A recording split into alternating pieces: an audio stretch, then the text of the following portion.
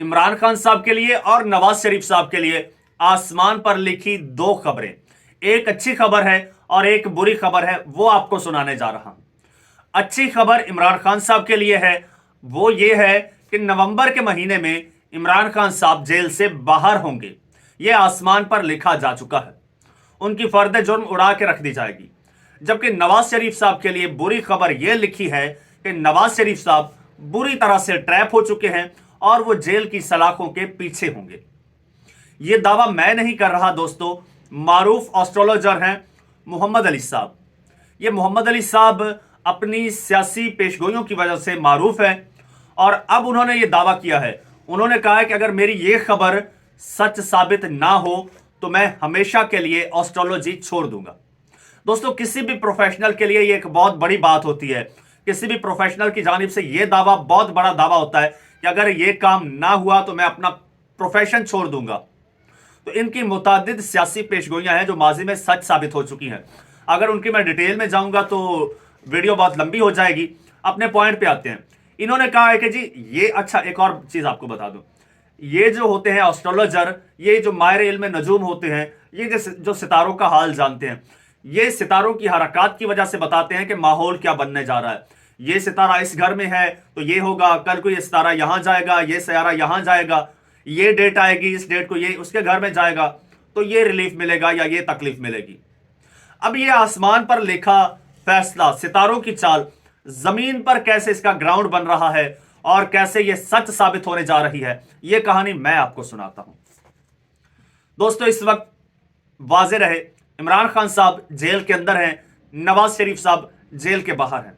अब ग्राउंड यह बन रहा है कि इमरान खान साहब जेल से बाहर आते दिखाई दे रहे हैं, नवाज शरीफ साहब जेल में जाते दिखाई दे रहे हैं। वो किस तरह से?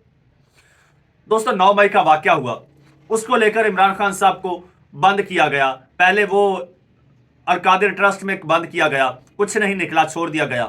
फिर उनको जनाब दोबारा जेल में बंद किया गया। फिर 9 मई भी कुछ नहीं निकला उसमें। अदालतों ने कहा कि जी फौजी अदालतों में सिविलियंस का ट्रायल नहीं हो सकता, वो भी खान के हक में फैसला आ गया। आज आके बता साइफर, कानूनी माहिरीन का कहना है एक तो साइफर में कुछ भी नहीं है। वजीर आजम का इस्तेकाक है कि वो साइफर को डी साइफर करे, कुछ भी करे, डी क्लासीफाई करे, वो उसका इस्तेकाक है, ये मुकदमा बनता ही नहीं है। दूसरी बात यह है कि इमरान खान साहब जेल में है, डे बाय डे उनकी पॉपुलैरिटी बढ़ती जा रही है और उनको जेल में रख के अगर इंतखाबात कराए जाते हैं तो वो कभी भी शफाफ इंतखाबात नहीं माने जाएंगे और ये हमेशा के लिए एक धब्बा लग जाएगा कि ये इस तरह से एक सियासी जमात को खुडे लाइन लगा के इंतखाबात कराए गए। लिहाजा 9 मई का जो उस हवाले से जो फायदा लेना था वो लिया जा चुका। अब क्या हुआ है?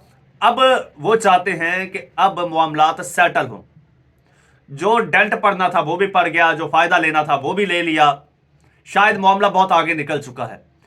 अब शेख रशीद के कंधों पर यह जिम्मेदारी डाली गई है, उसको आगे किया गया है। अब शेख साहब जो है एक मिशन पे निकले हैं कि जी 9 मई के जो भी लोग हैं इस वक्त जेलों में हैं उनके लिए आम माफी का मैं मिशन लेके चल रहा हूं, उनको आम माफी दिलानी है।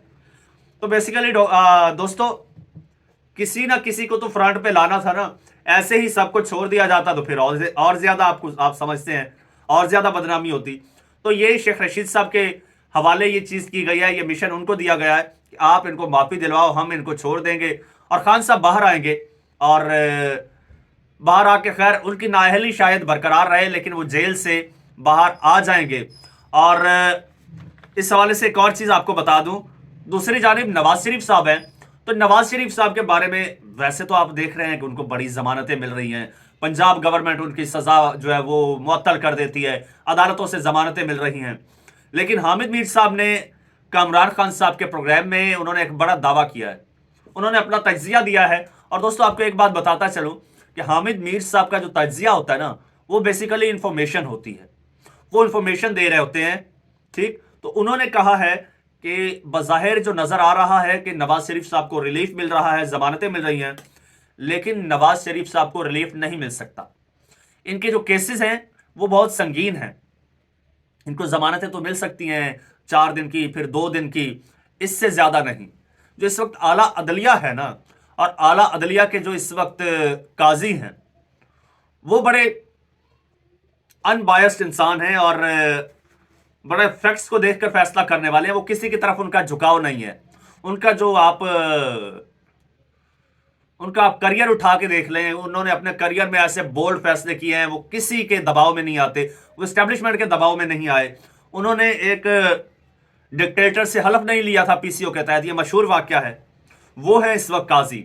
तो वो काजी, जब उन काजी के पास से जब ये मामला जाएगा, कोई ना कोई दरखास्त लेके चला जाएगा कि जी ये देखें ये क्या खिलवाड़ हो रहा है पाकिस्तान के आइन के साथ, तो वो नवाज शरीफ साहब को कभी भी नहीं छोड़ेंगे। जिन पर तकिया करके नवाज शरीफ साहब आए थे, वो नवाज शरीफ साहब को कभी भी नहीं छोड़ेंगे। वो इस तरह से कानून का मजाक नहीं बनने देंगे। उन्होंने अपने इख्तियारात कुर्बान कर दिए प्रैक्टिस एंड प्रोसीजर एक्ट में। उन्होंने कहा कोई इशू नहीं है, तकसीम हो जाए, सब जजेस में बराबर 3 जजेस बैठे, वो कमेटी बने, वो 100 वोटों ले। मुझे नहीं चाहिए ये इख्तियार के 1 मैन आर्मी हो, कोई मसला नहीं, लेकिन कानून की पासदारी होनी चाहिए। ये एक बहुत बड़ी मिसाल है जो उन्होंने दी थी। और अब नवाज शरीफ साहब को चलो ये निचली अदालतों से तो रिलीफ मिल रहा है, उनको ये बातें सामने आ रही हैं कि जनाब फलां जज की वीडियो है, फलां जज को के डॉक्यूमेंट्स हैं, फलां जज को इस तरह से ब्लैकमेल किया जा रहा है, फलां जज से इस तरह से फायदा लिया जा रहा है, पंजाब हुकूमत के साथ ये मफादात हैं, काकड़ का ये ताल्लुक है। लेकिन काजी साहब के साथ इनका कोई ताल्लुक नहीं है। काजी साहब इनसे बिल्कुल ब्लैकमेल नहीं होंगे। और यह हामिद मीर ने दावा किया है कि नवाज शरीफ साहब कभी भी मुकम्मल रिलीफ नहीं ले पाएंगे और ये जो केसेस हैं, इन केसेस को उन्हें सामना करना पड़ेगा, जेल जाना पड़ेगा। ठीक। और दोस्तों एक और उन्होंने बात की हामिद मीर साहब ने। हामिद मीर ने कहा है कि ये 2024 के जो इलेक्शंस हैं, ये इलेक्शंस भी 2018 की तरह होंगे। अच्छा, ये बात जो उन्होंने की है कि 2024 के इलेक्शंस भी 2018 की तरह होंगे। अब 2018 के इलेक्शंस तो आपके सामने हैं। 2018 में तो पाकिस्तान तहरीक इंसाफ जीती थी। क्या अब भी तहरीक इंसाफ जीतेगी? उनके कहने का मतलब शायद यही है कि अब भी तहरीक इंसाफ जीतेगी और तहरीक इंसाफ की हुकूमत बनेगी। क्योंकि वैसे भी देखा जाए तो नून लीग का जलसा आपने देख लिया, जलसे में इनकी जो पोजीशन थी वो वाजे हो गई, जिस तरह से ये बंदे लाए और जितने बंदे ला सके। और दूसरी तरफ पीटीआई है, वो आज भी कह रहे हैं कि आज हमें बस चंद घंटों की मोहलत दे दो, एक दिन के लिए इमरान खान को बाहर निकालो और फिर देखो कि जलसा क्या होता है, फिर हम आपको करके दिखाएं कि जलसा क्या होता है।